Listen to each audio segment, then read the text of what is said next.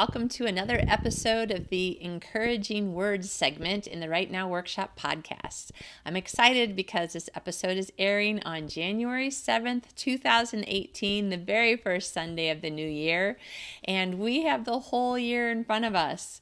Now, depending on when you're listening to this, maybe you're listening to it later, not in January, but at any time in our writing careers, any time in our year, our month, our day, I always am fond of saying at any time we can hit the restart button.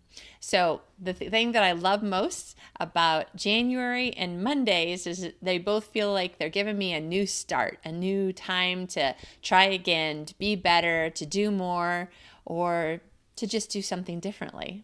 So in the encouraging words that I want to give you today, I want you to not think about the overwhelming parts of starting again. Maybe you've just gotten off the holiday and you've been away from your writing for a little bit. You're going to start again tomorrow. Tomorrow, I'm going to start again.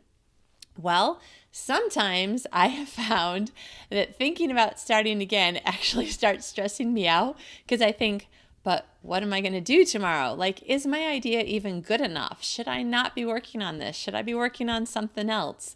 And so for the Encouraging Words segment today, I wanted to talk to you a little bit about how first you have to start with something small and then just keep growing it and allow it to change as it grows until it becomes something else, until an idea becomes a short story or an idea becomes a book. And it's going to change along the way. And we have to do our best to control our feelings and not let this scare us. Because sometimes, I know this is true for me, sometimes I look at my little idea and think, I don't know if it's enough. I don't know if it's good enough. Like I have sort of an idea of where I'm going with it, but what if it turns out to be a waste of time or it just doesn't turn out to be as good as the last thing that I wrote? That's always kind of a terrified thought for anybody who's gotten at least one book out. There's always this moment of what if I can't ever write that good again, even though we're thinking I want to become a better writer every year. So once again, because it's Sunday, I have turned to my Bible, found some encouragement that has helped me a lot, and I want to share it with you in case it helps you a lot. So there is a place in Mark 4 where Jesus says, "What shall we say the kingdom of God is like? Or what parable shall we use to describe it? It is like a mustard seed, which is the smallest seed you plant in the ground. Yet when planted, it grows and becomes the largest of all garden plants, with such big branches that the birds of the air can perch in its shade."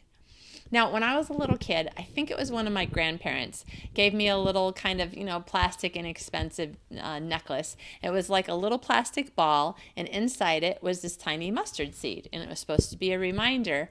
And I'm sure that, over all the time, however long that I owned this necklace, I'm sure that there were times when people said, don't worry that you're a little kid, just start small and then you'll grow like this mustard seed. I'm sure there was all kinds of metaphors and analogies that people were using having to do with, it was sort of like this fad in time. I think it was maybe in the 70s. Does that sound right?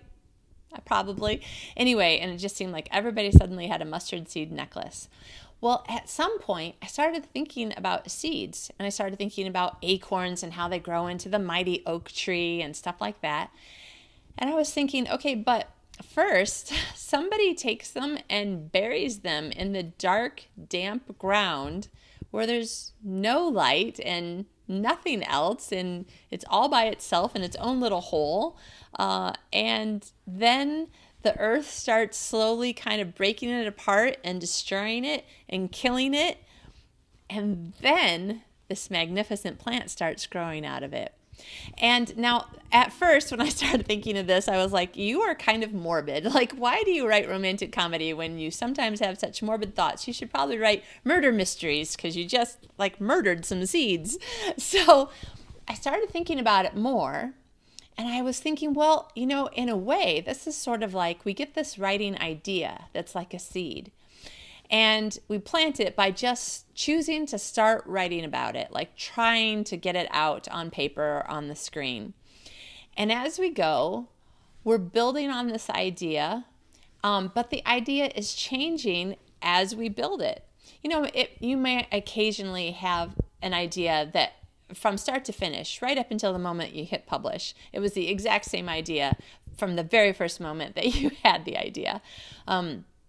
I can't think of anyone I know who's ever told me that has happened to them, because at the very least, you're expanding on the idea and you're editing it.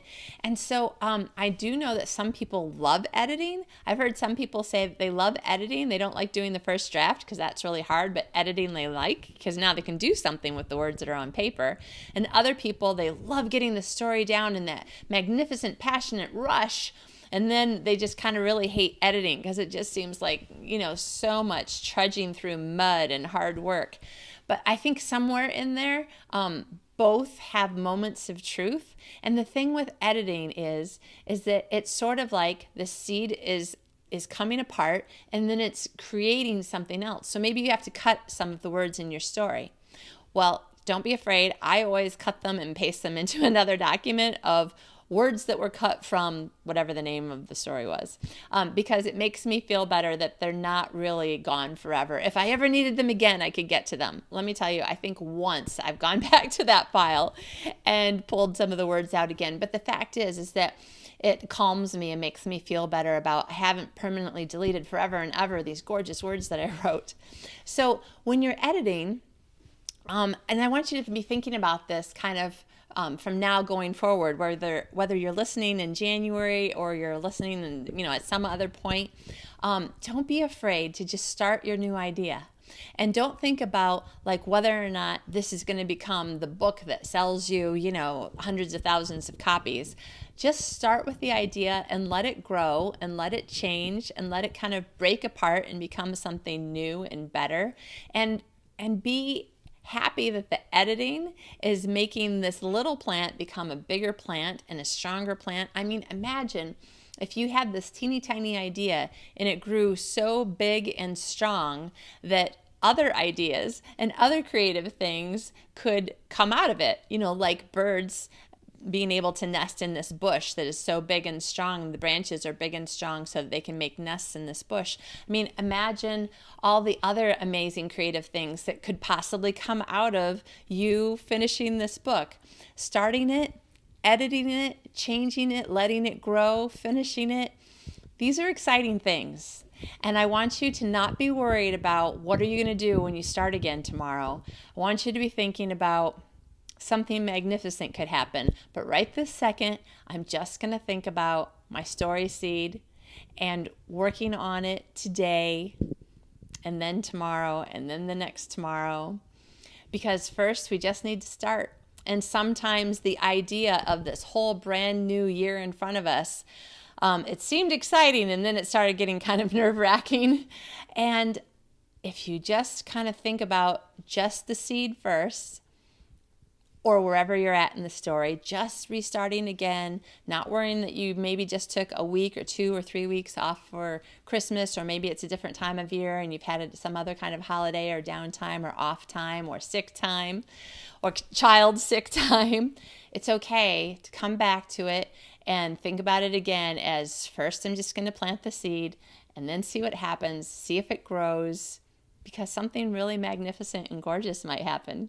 And that's what we want to be looking for. We want to be looking for the beautiful things that are happening in our writing and to be encouraged that they are happening. So if you haven't seen it yet, go look for one of the beautiful things that's already been happening in your writing. Focus on that. It's really going to encourage you even more than I can. I hope this has helped, and I definitely want to hear from you if you are finding that just starting with the little seed was giving you some encouragement, that you don't have to be thinking about how to make a 400-page book. Just start with page 1. Just start with the first idea.